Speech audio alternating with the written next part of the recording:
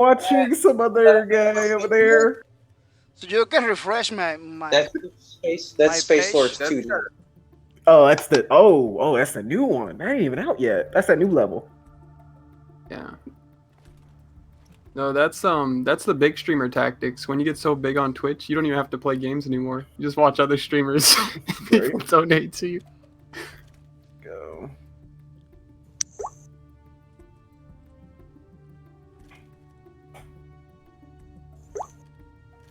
Corp, do you play on Xbox or PS4? Oh, I'm playing on PC currently. Okay, cool. I tried to buy a console, Xbox or a PS4, but I couldn't afford it. It's out of my league. Mhm. Don't give Sony any of your money. They'll just What's your conference build code, that Dave? one.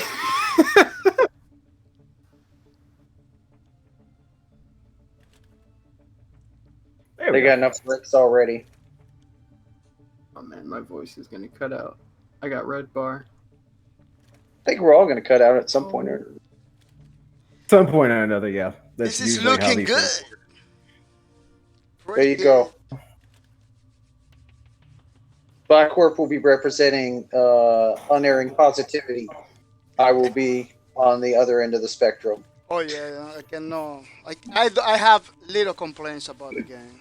Let's say like that. Okay, so There you everything's up and running. So we got that. All right. Chat window there. Okay. Now So- I'm jealous. I wanna have a camera too. this piece of junk over here, you can get this for like $30. It's nothing. It's Logitech. It looks good. Oh my God. You So use Logitech stuff? I Yeah, remember you I can bought a Logitech game controller one time, and that was the worst decision I ever made. I'm like, it can't be that bad. It's Logitech. That thing was like a paperweight. yeah, it's Logitech's not that great. I mean, if you're trying to use a basic mouse or basic camera. So let's go ahead and get this started. So why don't everybody say where they started basically in Spacelords, what console you play on, things of that, and how long you've been playing the game, and what brought you here. We'll start with you, Sasuke.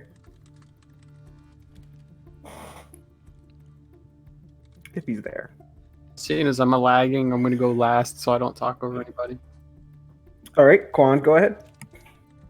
Well, you know, I started with Fortnite, and then I saw this this YouTuber, Suzuki, and he got me into the game. Brought out the teenage child in me.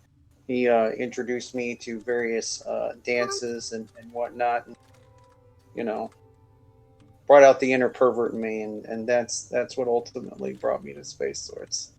But seriously, I started with the beta on the Xbox. Apparently, there was a beta before that on the PC that like no one knew about outside of Spain. Like they had like a lockdown on that.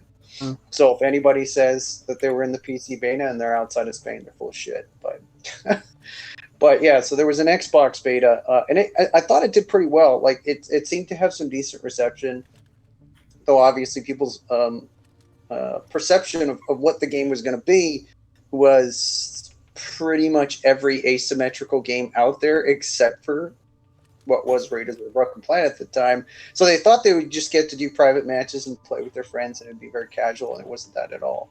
Like it was very hardcore, and it had a very selective audience, which was largely maladjusted individuals and perverts. Totally agree with that, 100%. There's no argument on that fact there. Botcorp, what got you into this game? You're the most recent player. What brought you here? Well, I'm gonna tell you something. I didn't see any trailer about this game. I didn't see nothing about this game. It was actually a friend of mine, one of my viewers, went to my stream and said, "Man, you gotta play this game. It's pretty awesome. Check it out. It's totally free." So I say, "Oh, let me check it out. Check it out the trailers." At that time, it was called like Raiders of the Broken Planet or something like that. So I was checking out the trailers. Pretty awesome, pretty cool. I fell in love in the first seconds. I say, man, this game is totally different from whatever other game we got it right now. So I said, man, I had to jump into this game. I couldn't jump in right away because I forget totally the name. The name was super long, super difficult to remember. So every time I wanted to download it or play the game, I had to ask to my friend, hey, do you remember the game, the pretty awesome game that you told me? Oh yeah. I want to know the name again because it was totally difficult for me to find it. Oh, Erased of the Broken Planet. I download and play, and I get hooked until since then, Since Okay. then. Let me bring you in here. Was it easy to get into for you? Was it something that was easy to pick up? Was it hard when you first came into it? How did you feel? Oh, and the beginning was super challenging. I'm not gonna deny. I was just dying and dying and dying. But because the Okay. game, it looks so appealing to me. It was so appealing to me, so beautiful. So I tried to keep up. Say no, I know I'm not a quitter. So every time I see a challenging game, I go for it. I play other games that are super challenging too. So I say, man, I have to learn this game because I'm kind of realistic. I came new to a game. I cannot just quit because I died a couple Right. times. I had to try and try and try, learn the game because it has a learning curve. At the beginning, you need to know every single skills, every single ability of the game, and every single weapon, how to use it, because every single weapon is totally different. All those little Right. details, all those little details, I have to take an account in order to play the game. All right, Hasuke, coming back around to you, we didn't forget about you there. How long you been on this game, and how do you feel about it? Started playing around its launch in September of 2017, I think it was. And I like Bachcorp, I didn't really see a trailer for it. I just found it on the PlayStation Store. I kept calling it Raiders of the Lost Ark for like the first month, and getting into it, there were only 6 maps back then. There was the Hanging by a Thread and the Alien Myths campaign. I can only imagine 6 maps. Only 6 maps, and what drew me in was the frame rate was so crisp. This was back when there was a tutorial and you played as Herrick, and the frame rate was so crisp, the movement felt so fluid, and I didn't even know that I was just scratching the surface of how in-depth this game would get. Mhm. But when I went from the tutorial to Hanging by a Thread, I explained this in a video a while ago. I was playing with 3 friends, and I was just having so much fun as Hans. Like I was shooting at people directly with his Rembrandt. I wasn't shooting at their feet. Like I was shooting at it, and I was like, this gun's kind of funky for like an AR. Like I don't know if I'm using this right. Of course, I was trying to press square to reload, and I was punching myself off cliffs and getting in all sorts of trouble. But Your there was teammates something must about love the you. scale. Oh my! No, they were just as lost as I was. They had no investment. They were like brand new. But all I just remember is just saying, for this game only being $10, I was like, this is pretty damn good production value. Like the Hanging by a Thread map had so much going on. People were interacting with each other. There was voice lines going on. This grand scale of a aerial battle.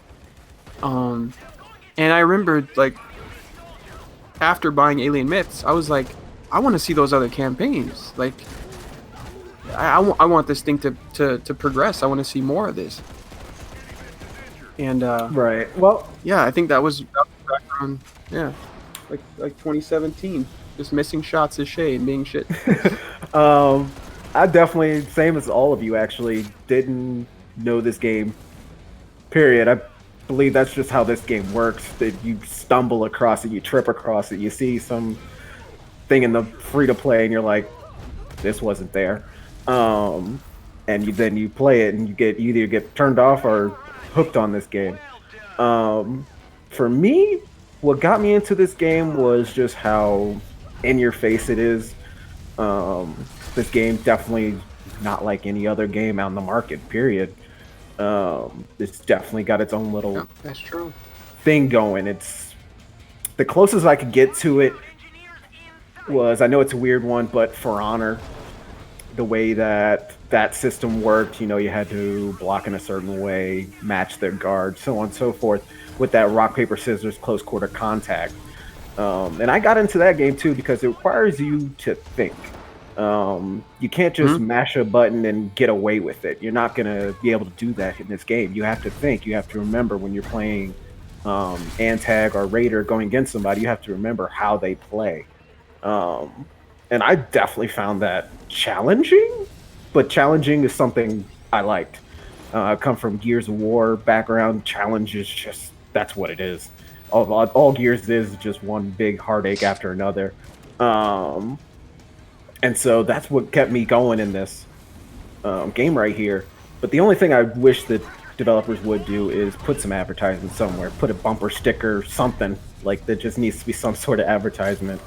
But let's talk about the main thing that people find aggravating: the Antag system, the MMR system. What are your guys' thought on that? We'll start in the same order that we went last time. So, Quan, what do you think about the MMR system, the Antag system in general? There's been a lot of talk about that, like a lot of controversy, obviously, straight from the beginning. Some people stopped playing entirely because of the Antag system. The MMR system didn't really be, or wasn't really relevant until, I want to say, the Hades update, where they actually showed it to us. Like, they actually showed us the number. Before that, we were actually kind of guessing at what the number was, because it was still an approximation of everybody else's numbers. So we didn't really know where the ultimate difficulty number was coming from entirely. But now we can see the number. We can see kind of how it's calculated. It became a lot more of a focus after Hades. And initially, I was pretty neutral about it, and then I just started to get more and more disenchanted with it. And I could see where it just slows things down. Like I can actually see it in my just playing the game, that it's not an efficient system. It may be an intelligent system, but it's an intelligent system that's like sitting for someone, waiting for someone to like finish a book so they can tell you about it. It's like, or you can just do it. Right. Like, it's very, very inefficient. They take so much out of the player's hands. They take a lot of player choice, like the MMR system, the antagonist system. The fact that these two modes intertwined with the co-op system that's in the game inherently removes something that I think is a little bit taboo, and it's a little bit too taboo, which is player choice. Like, they absolutely just completely circumvented player choice, and they're like, we don't want you to choose. We want you to play this way. And that is where a large part of the friction comes from, is that when you start forcing people to do something, especially if it's something they're not too keen on, like only the most die-hard people, which tends to be people that are more okay with the antagonist system, or just full-on play the antagonist system themselves, maybe exclusively, you lose a lot of players that just want to do the co-op. And I, through my various streams, I came up with a few suggestions, like making antagonists just cycle, and having all the PvP people together and keeping all the PvE people separate, so they don't kind of get entrenched with each other and get into some bloody war. Definitely hold that thought. Definitely hold that thought, because that's going to go into another question I got. Definitely hold that thought, because this one's come up in the forum a lot too. But we'll get around to that one. Bach, what's your thought on the Antag and MMR system? What's your take on it? Well, I'm pretty new to the game. I believe the antagonist system, it is a pretty nice addition to the game. Be able to play like a mini boss in the stage. Try to makes the game or the matches for other people. It kind of for me is super interesting. I believe it was one of the reasons why I keep playing this game. Is because you can play co-op with your friends and everything, and you can play as an enemy too with the antagonist system. The MMR system, it doesn't bother me too much, because once I begin to play, I was doing pretty good. It was challenging, but at the same time, it kind of feel kind of easy once you understand how to play the game. Until you hit that wall that you play against people that's pretty good, as a raider. So you lose couple matches, you come back to lower numbers in the MMR. So you get matched with new people again. So for me, it's kind of refreshing. You play a couple matches with easy players. You play a couple matches with hard players. It's not something that break the game for me. I understand. So you got like a many years playing the game. You don't want to play with new people or stuff like that. Little complaint I have for my antagonist system is like I'm afraid that a lot of people stop playing the game because they find those guys killing them all the time. Making the game more challenging. Challenges A little too rough. Too rough. Which is no. It's not something that a lot of people can deal with it. But in conclusion, yeah, I got a little complaint about the antagonist system and memory system. See, I believe they're supposed to keep the antagonist system in some ways. They have to balance, to work on those new guys. I don't know if in the game you need to be like a certain level in order to begin to join matches against the antagonist. I don't know. But they gotta do something like that so the new people don't leave just because it's so difficult. All right, Hasuke, you drunk, sorry, a lot of Raider tiers. So what do you think about antags and all that? I think the antagonist system is a really good skill and performance check for players to want to aspire to be either as good as or even become one themselves. I actually come from a background of like fighting games and competitive stuff, but I used to not like the idea of invasions. Like I played Souls games, I didn't like invasion systems because I wasn't familiar enough with the game to confidently defend myself. And I think that's what turns off a lot of people about the antag system, is that they don't feel prepared for an antag, where the antag's coming in with a very objective mindset of completely destroying them. I find that I'm in two sets of moods. When I'm with my friends, when an antag doesn't appear in a match, I feel like that match isn't even worth playing. I don't want to play it, it's not going to be entertaining, we're going to breeze through it, and we're going to go back to the title screen.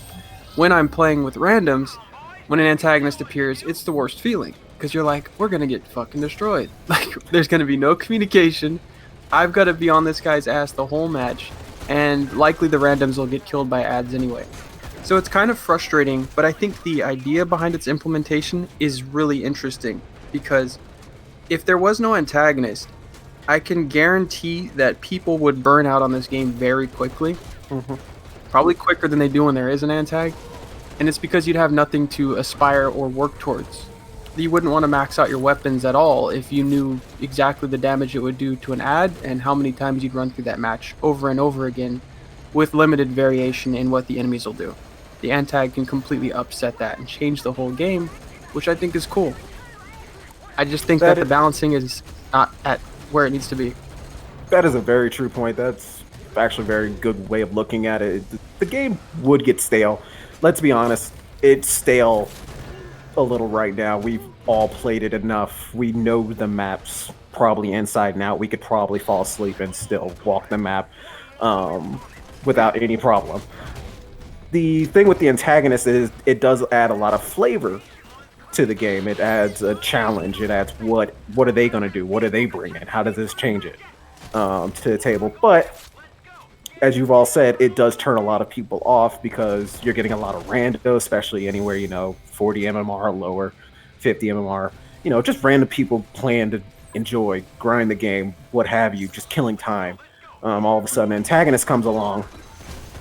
And some antagonists are, fun. They're just doing their job, trying to trying to set the bar the other way for the, the guild, the clan, what have you.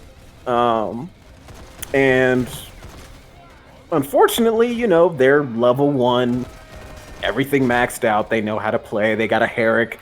knows exactly where to go, and all your friends are dead in less than 3 seconds, and you're like, you're the mentor in the match, so you're just sitting there trying to give orders, and it's not working so well. And then you always get that one person, usually, who quits. The lowest level guy, he's gone. Bump this. I ain't got time for this. And unfortunately, he does that enough times. He doesn't come back. As far as the MMR system, that's a joke. I'm pretty sure anybody in this chat, anything like that, will tell you it basically affects the minions, but even sometimes you look at the numbers and the damage that they do doesn't add up correctly. Yep. There's been plenty of times like that where the game will say it's 38 difficulty, and yet a shotgun guy somehow put a sniper scope on his shotgun and hit you down the way. So there's been instances of that. But what can the game do to kind of adjust this system? Whether it be new game modes that Quan was kind of hitting at there, something, pop in and out. I've heard talk of, maybe a 3v3 in your stream, Sasuke, something like that. Maybe a separate mode for antags with raiders, or just raiders who just want to do that. People say that divide the queue as is. What are your guys' thought on that in general? And by the way, Ocean Fox, I do see your question there. I will ask that. What are your thoughts on that, starting with Quan?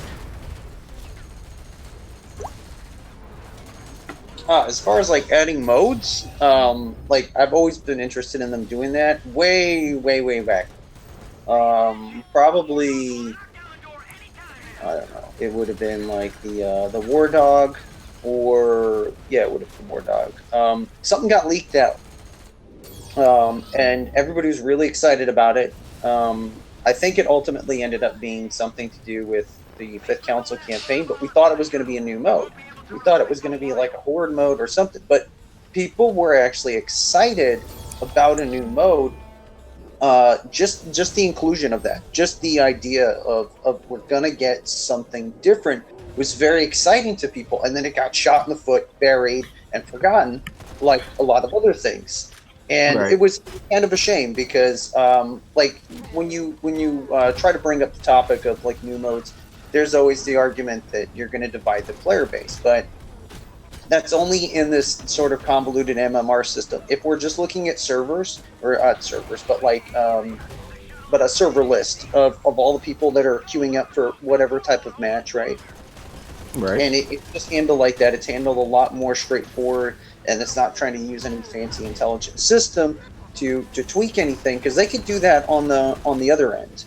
After we've all picked our shit and we're together and we're starting a match, then you do all your fucking calculations. I don't care. But don't do that shit while I'm trying to find a match. I don't want you to do you know what I mean? It's too much, and when people do get burnt out on one type of gameplay, they could try another type of gameplay, which is what extra game modes are good for, is doing that. And we've got some variety there. We've got the single player, the solo training, whatever they call it now. We've got the standard multiplayer, and you have the antagonist mode, and they are diversifying the antagonist mode more, and they've done a decently good job of making sure that with new characters and new weapons, that things continue to feel fresh, and they're very good at mixing up the meta. So it's not like they're not doing a lot with what is there, but at some point or another, you still need to divert people somewhere else, so they're not completely getting burnt out and don't just want to go do something else because they're so tired of the same old stuff just over and over and over again. But yeah, one of the ideas I had was to actually just say fuck it, let's not argue over whether antagonist mode should or shouldn't be there, and just separate the people that want to do PvP and the people that want to do PvE, and just do that, and you won't have all the infighting, because we're not talking about people fighting in the matches, we're talking about people actually very viscerally fighting in the community itself, and it gets really ugly. Definitely in the forums, you could definitely see there's two different sides of the coin. and people take their sides, and it's like, we don't need to take sides on this. It's fucking silly. It's just their way of handling the game, and these two modes, and the way they mix the two the polarities in the gamers, the PvE people and the PvP people. Oftentimes those people don't mix. A lot of people that want a co-op experience don't want a PvP experience. Like that's Absolutely. That's normal. That's not what they're. If they wanted a PvP experience, they go play something that is purely PvP. And that's the funny thing, is that one of the big things, obviously, like with Hisuki talking about the 3 versus 3, or the big thing was the 4 versus 4. Everybody was convinced is coming. I'm still not convinced. That shit would not be balanced. I'm saying right now. Well, sure, especially if it's peer-to-peer, that's going to be a bloody fucking mess. Is that people do want like more PvP, okay? So if they want more PvP and they even humor that, then you really, I think the developer needs to think seriously about actually like separating the two groups and saying, well, do you want to do PvP? Then you've got this antagonist mode, or you've got this other PvP, this pure PvP mode, or and obviously the antagonist mode would be the co-op mixed with the PvP, so it'd be a hybrid, and then you'd have the pure PvP mode maybe eventually, right? And then that way the PvP people will get what they want, and then the PvE people can stop tweaking out about like how the PvP stuff is unbalanced and stuff, because they won't have to deal with it. They can just do the pure PvE stuff, and I think that's fine. I think letting people play the game the way they want, and catering to those needs, to those. Well, there's multiple audiences for this game. Is the big thing. You can't say that one group or another is right. I think they're both right in their own way. Like, they just want to play the game the way they want, and that's. Okay. Let's go on to Bakcorp there. Not to cut you off, but let's give everybody else a chance at this topic there. Bakcorp, what do you think? Forgot what the question was. I'll re-ask it when I get around to you. It's this game. By the way, I've been told to call you a what was it? Oh, you're a nerd. Oh, yeah, there we go. Chat told me to say that. I gotta do what chat tells me. So no, not chat. Ember. Ember is not chat. So go ahead, Bakcorp. What are your thoughts on that? Oh, well, you want to know about new game modes to the game? New content? New game modes. How do you retain people? How do we keep people playing this game? Well, how we retain people? New game modes. First thing, new game modes are pretty positive. I really like the idea to put new stuff to the game, like Catch the Fly, stuff like that. The other day I was talking about about that in my streams. Like, man, they should do like some Catch the Fly stuff like that, because a lot of the stages, a lot of the missions that we do in the game, kind of revolve about it. Grabbing a stuff, putting in one place, grabbing a stuff, putting in another place. See, they got like some kind of that's true. Of Catch the Fly. Very simple modes that people. Oh, I don't want to do more campaigns. Let me go to the Catch the Fly. Or let me go to the Team Deathmatch in Spacelords ways. Kicking people in the face. I'm shooting sometimes. I'm very tactical, like Gears of War, that you can totally do in this game. You can take over, you can hide, and you can pop up, punch people in the face and get down, and stuff like that. They can implement many game modes in the game. I'm all for that. It sounds pretty good. How to retain people? This is like the $1 million question.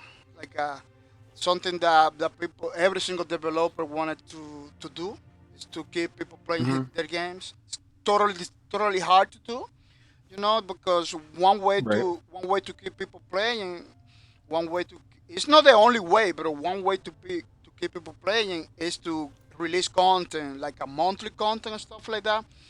I see like a Fortnite, the people that play Fortnite and the Apex, they got like those battle passes every single month. They release new content. I think that's what they were trying to do with the adventure system. Adventures. Yeah, I think that's what they were trying to do there, which was a nice touch. It was still free, and they trying to keep people in for the month. But I see where they try to do that and integrate that system there. Yeah, is they gotta do something like that. I believe that releasing content every single month, every 2 months, is a pretty good way to get the people playing. How to bring new people into the game? It's a marketing thing. It's a marketing thing. They need to put those trailers out there. Monetize those videos. Those trailers are very beautiful, man. You see that the last trailer about the space shop is pretty awesome. You just have to monetize it, put on television, put it everywhere. This is a marketing thing. There is no other way to bring people, new people, without promoting it, without telling everybody, hey, we got this awesome game. Go on over here and play. It's totally free. Another thing that they can do is like some affiliate programs. Si you bring 5 people to the game, we're gonna give you some loot, stuff like that. There we go. That's an idea right there. That can work, definitely. I think the problem with Mercury Steam is they are on a budget. It is an independent game. It's on their shoulders only. I mean, if they fail, that's it. If they were to pack up camp tomorrow and just say, you know what, we're done with this, that'd be in the Spacelords. It's gone. It's off the map. And so they got to be very aware of that. And, people complain about the skin prices and things. They got bills to pay, people. Pay up. And so they just got to worry about this. Real quick interjection. They could totally have done a bullshit loot box route for how you get those skins, and most people would have spent way more money than what they paid up front. A lot of free-to-play games would have locked that non-custodia in a 38-item chest, and you would have got a bunch of random shit before you got non-custodia. You would have got some dance emotes. You would have got not the dance party ones, too, the ones you would have got some disco balls, and you would have been like, "Are you serious? Like, non-custodia ran me $78 in total. Like, ugh." That's true. What are your thoughts on how do we retain players in new game modes, Sasuke? What do you think about that? Quan Ryan mentioned about a month ago at like 3 a.m. on his stream.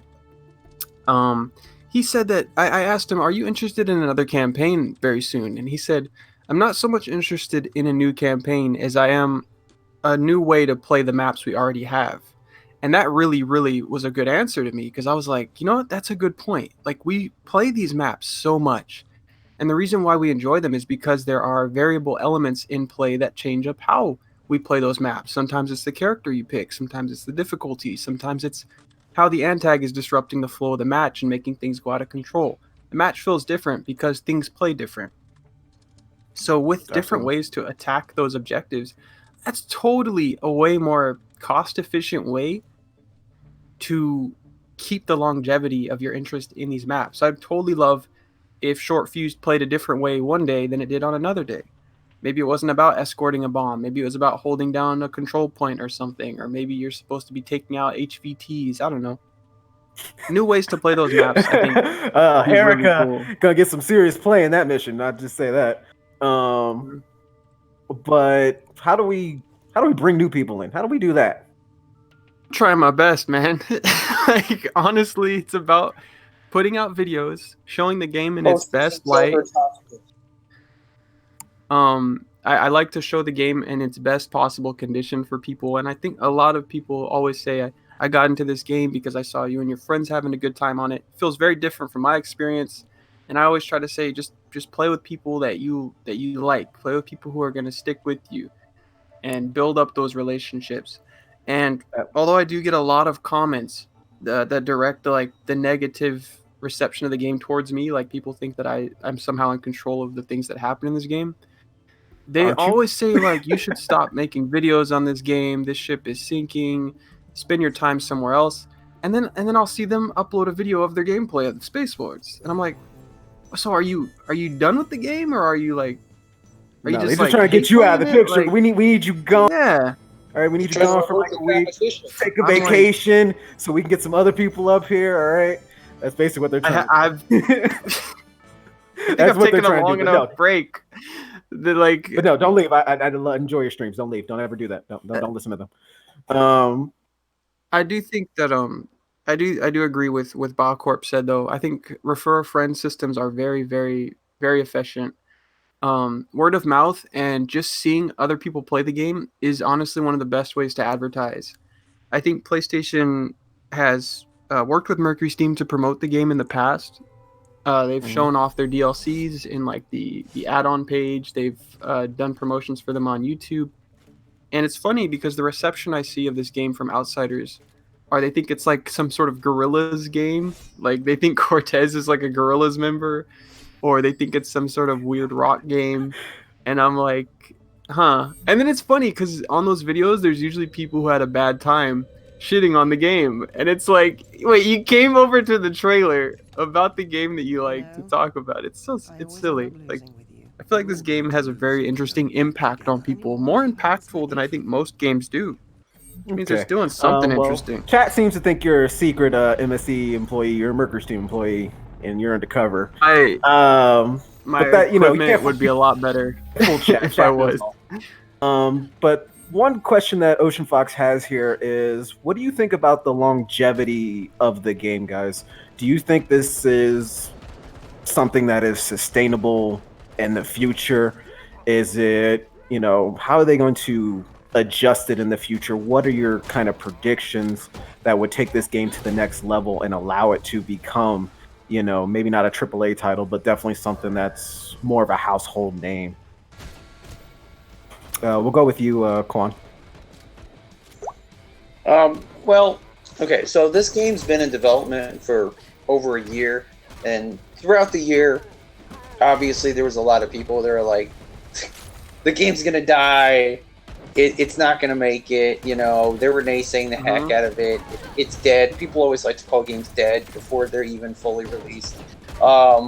Because technically the game wasn't fully released until they got out the fourth campaign, which took them a while to do. And the third campaign had some good legs to it because they were still releasing content and stuff like that. I only tweaked out a little bit when it went free to play, just a little bit. But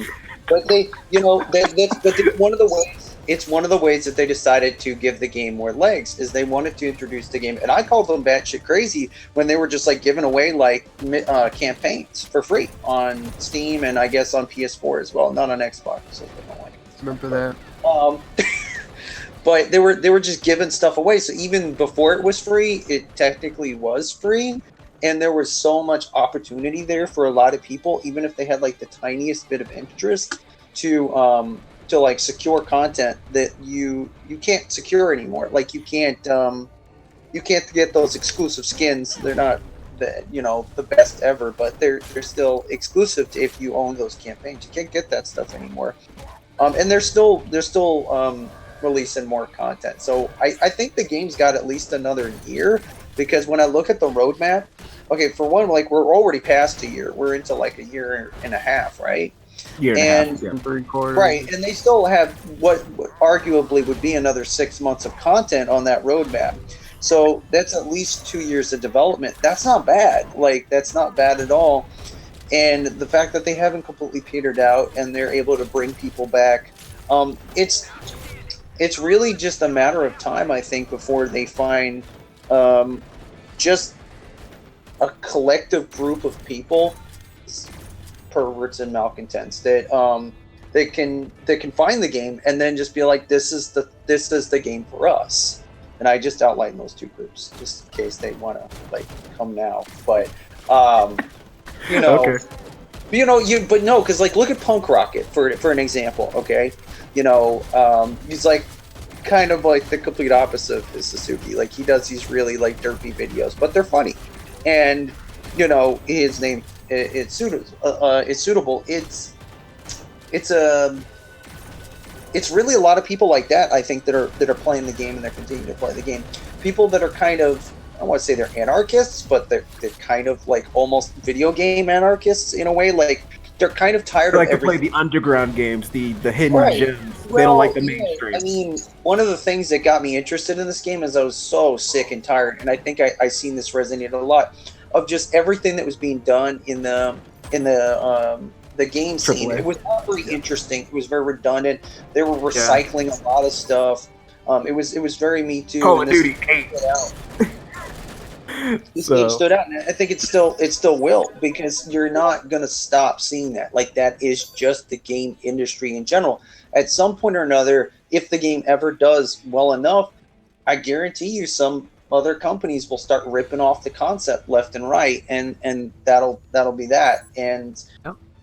But I mean, I think it's got at least another 6 months. Okay, that's what I'm going to give it before we stick all the nails in the coffin. But I think they're very ambitious. 6 months. That's too soon. Not 6 months. But I think they've got a pretty good team. Karen does a really good job of keeping people relatively positive. She's one of those people. It's very hard to get angry at her, and I think that really works for them because, like everybody else, no one cares about getting angry at them. Like even Enrique on his stool, he looks so tiny next to Karen.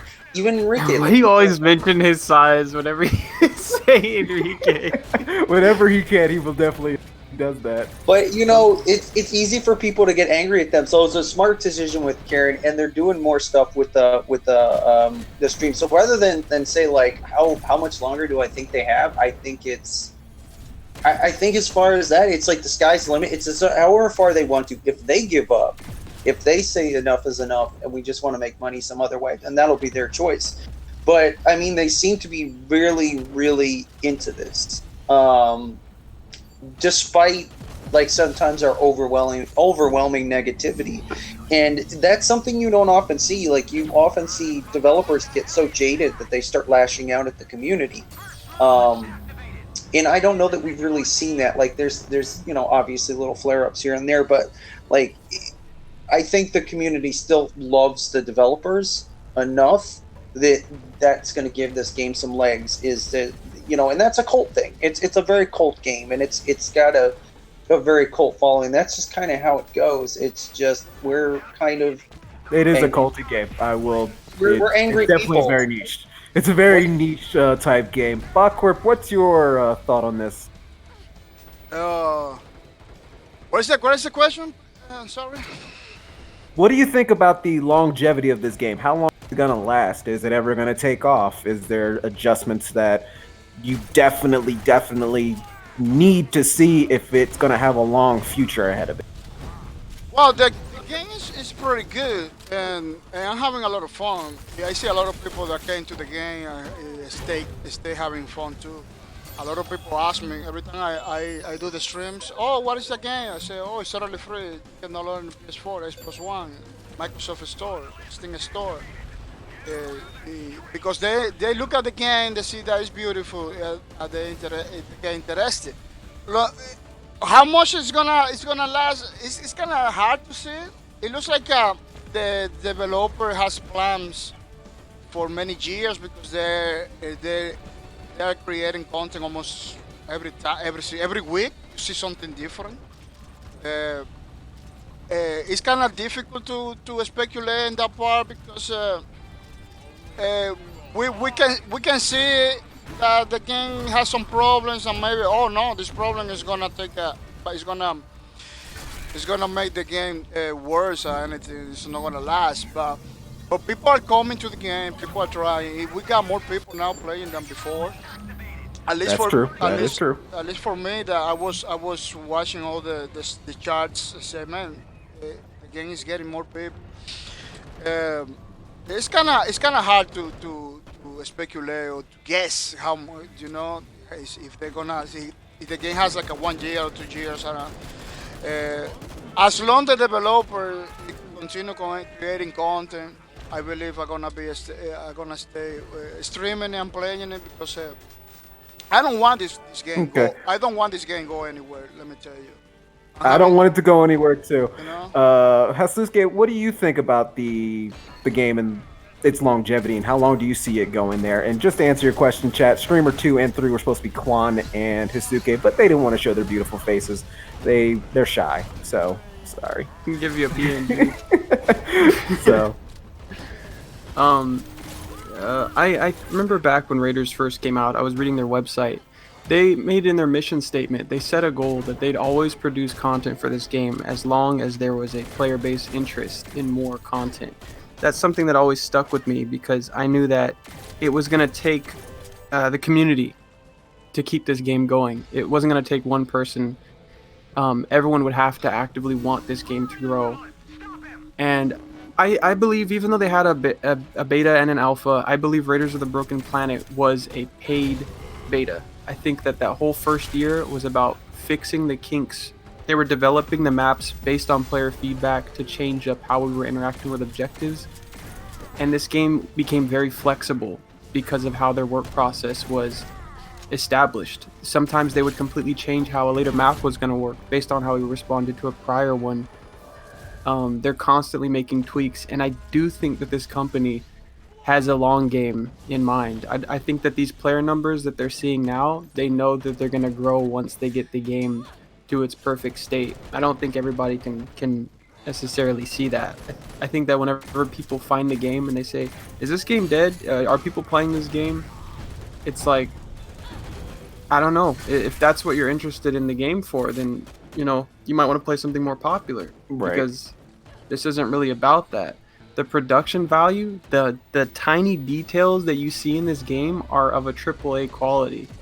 And the fact that people always have to ask, is this a free-to-play game, means that these guys are pouring their heart and souls into this shit. And they do make some questionable decisions, specifically with MMR and specifically with balancing. But I do think that this game a year from now, it's going to be completely fucking different.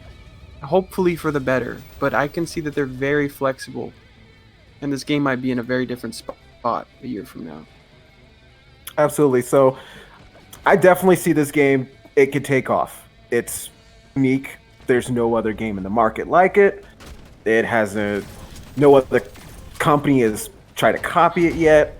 If they have seen this game, which I'm pretty sure somebody who works in a game company has stumbled across this some way, is probably waiting to see if this game does take off, if it is going to get somewhere before they try to put any money into it. Because let's be honest, AAA titles nowadays, they don't like to take risks. They just don't anymore. They're putting out the same stuff as Quan said, you know, Call of Duty 8, Battlefield, whatever, and so on and so forth. It's just the same stuff, and we're all getting tired of it. And probably why we all found this game maybe on free to play. We're just like, why not? Because we're just tired of the regular stuff that we're getting every day, the same old grind. As for, you know, the longevity of this game as it stands now, which is, you know, going to change, obviously. As it stands now, I can see why people are saying this game's not going to make it. It's just not. There is a lot of things that are just broken. There are some changes that they probably can't afford to make, like having servers for themselves rather than peer-to-peer connection, which puts a lot of stress on the CQC, which is, well, big gripe of mine personally that I have in the game. You know, you dodge and it doesn't register, so on and so forth. And those type of things. I just think those are going to take time for them to find a workaround. But if those are addressed and it is, you know, gone through carefully, because these are a lot of steps. These are a lot. How do we balance new players with, you know, people that have played this game forever and a half? Things like that. How do we keep the MMR? How do we keep the AI, you know, challenging but not overpowered? These are a lot of things I have to address to see the longevity of this project. But one final question for you guys. If you were in Mercury Stream, what would be your highest priority, your highest thing that you would have to have done for this game as is right now? What would you, if you were in a position of power, had all the controls and everything, would change? Because I believe that's what this podcast is here for. In case anybody's wondering, you have general questions, is we're discussing what can this game become? What do we think of it? If you had that power, Quan, what would you do? Rule the world. I don't even think Mercy has a budget. There's too many things, but like one of the things that I toyed with. You get one. I get one. I know. I'm gonna do one. I'll do one. Okay, I'll go with this one because I have too many. But I'd love to see them do a demake of the game, and I've even fiddled with doing it myself or finding other much more talented individuals to do it, because the format of this game is very retro in a lot of ways. I often relate it to like the Genesis era of games, where games were kind of they were rough, but they were fun, and there was a grit to them. That a lot of the more polished games, as games got more and more like Ubisoft games, they lost that grit, and everything became so mechanical, and like what's there now, like even with Alicia, Herrick, any of that, like you look at the old like G.I. Joe game on the NES, it's not hard to imagine that they could make like a remake of this game, and I think that would be a decent like way to advertise the game in a fairly cost-effective way. It'd be a playable way. You can get it onto all different kinds of platforms like phones and tablets and things like that that people are using as game devices now. And then that would get people to the main game, kind of like what they did with the Bloodstained game that's going to come out, the Igavania, where they did the retro one first, like way before the other one, to sort of build some interest in the main game. I don't think that would be a bad way to go, and I think it's fairly feasible. It's just a matter of like if they ever wanted to do something like that. But yeah, I would force them to do it. I would like stand there and be like, we're gonna make a fucking NES game. We're gonna stick it in a fucking NES cart and everything. But you know how pissed off the community would be at you, Quan? Like, we're having melee a few viewers. If the Spacelords community heard this, you'd be done. We wouldn't hear from Quan no more. There was a tragic accident. It's like, I know we've got a lot of issues with the game, guys, but check it out. We just made a 2D side-scroller version of Spacelords now available on the iPhone. Oh man, that's an interesting change. I'll give you that. That's unique. Blackcorp, what would be the one thing that would have to change? What would you do right now? I'm gonna be straightforward with that, with my answer. More campaigns, because I'm pretty new. I still a lot of stages, a lot of missions. I have to do a lot of content. I have to check it out first. But for people like you, people like Quan, people like High Sasuke, that had years playing this game, I believe you already has been, consume all the content of the game, or mostly of it. I believe more campaigns, is better.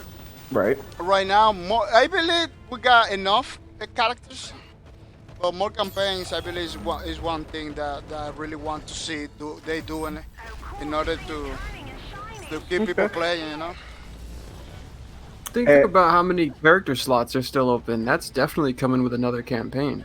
Yeah. Definitely. Sasuke, what would you do? I think that one of the biggest draws to this game for us is, despite how much we complain, there is something magical and addictive about the gameplay. It's unlike any other game, and there's something about its cycle that makes you keep coming back. The fact that we can play on the same maps 300 times means there's a gameplay flow to this that is just too much. It's too fun. Sure. What I would want to do, if anything, I wouldn't separate the Antags or the Raiders or do anything like that, but I would definitely want to pay attention to what the community's largest issues are. And that's, in my opinion, I just want it to make sure that, no, the game will never be 100% balanced. Asymmetrical I'm going to press really you on this. What would it be? I'm going to press you on this. That's kind of a vague answer. What would it be? Okay, I would just want to, I don't know if I want to adjust the MMR system or rip it out completely, so that we can count on player skill being what helps you get through the match and have fun, whereas an Antag, if he's skilled, can get through his match, win, and have fun. I want both sides to feel like they were in a same or similar spot, that they were able to have fun, they were able to experiment with whatever they had. They didn't have to worry about bullshit happening. Like, I don't want Short Fuse to feel like hell one day and then to feel easy as shit the next day. I don't want NMEDS res turrets melting you in 2 seconds one day, and then you being able to walk through 30 shots while the Antag is getting gangbanged in another day. Like, I want there to be some sort of consistency in there. Let's be honest, we're all going to sit there and watch that happen. There'll be no love lost there, but go ahead, sorry. That's all. I mean, I really don't ask people to change things very often. I just, like Quan said, I'm from the old Genesis days where when shit was broken, it became a part of the game and you got used to it and it was part of the quirk. But we're in a day and age where things can be adjusted. You can yell loud enough and have things changed. And I'm not one of those people. There isn't much I'd want to change, but I can see the community's feedback, and that's clearly something that they've got to listen to in order to keep people playing. All right. Well, that is all I got for you guys today. I do thank you for joining me for this short session. Jeez. If there was any questions you guys had in chat or anything like that I might have missed, please type them. Hopefully do this podcast in the future. If there's any adjustments you would like to see for future podcasts, please let me know. We got Quan, the Salty Lord here. We got Sisuke over here, who's Space Lord Ambassador #1, who I'm pretty sure we've all run into. But the new kid on the new cat is Botcorp TV. Go check him out. He does definitely have a contest running currently for just watching his stream. All you got to do is watch, and you're entered for a contest to, I believe, the Visa card over there, Botcorp. Yeah. Nope, there you have it. So all you got to do is watch that, and you're good to go. Thank you guys for tuning in, and you guys have a good one. Well, thank you for having me. Very nice. Nope. No problem. I hope to have this in the future, guys. Take care.